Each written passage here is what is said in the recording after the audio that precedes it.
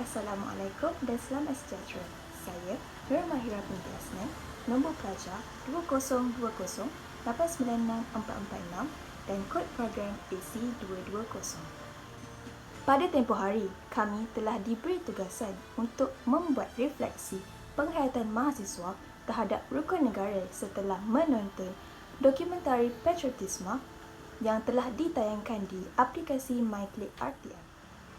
Rukun negara telah diisytiharkan pada 31 Ogos 1970 bersempena dengan Hari Kemerdekaan Malaysia yang ke-13 dan ia diperkenalkan berikutan dengan peristiwa 13 Mei 1969 di mana berlakunya perpecahan kaum yang boleh melemahkan perpaduan di Malaysia.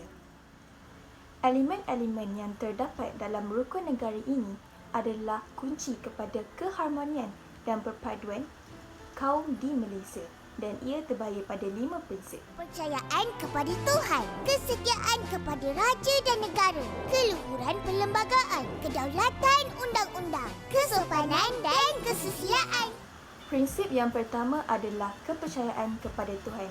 Kita sebagai mahasiswa dan begitu juga sebagai rakyat Malaysia perlulah menghormati setiap agama yang terdapat di dalam negara ini.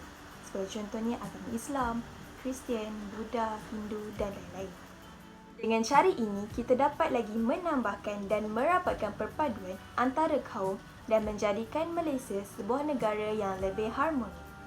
Prinsip yang kedua adalah kesetiaan kepada raja dan negara. Kita perlulah menumpahkan taat setia kepada raja dan negara dengan sepenuh hati. Dan sebagai mahasiswa, kita perlulah berjuang kepada negara dengan cara belajar bersungguh-sungguh dan menuntut ilmu kerana kitalah yang akan menentukan masa hadapan dan mentadbir negara ini. Prinsip yang ketiga adalah keluhuran perlembagaan dan yang keempat kedaulatan undang-undang.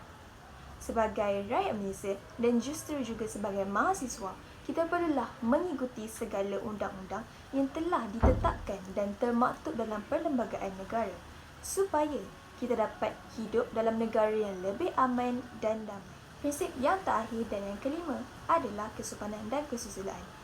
Bantu-membantu dalam kalangan masyarakat di Malaysia menjadi sebuah lumrah dan ia boleh menyatukan pelbagai etnik di negara ini.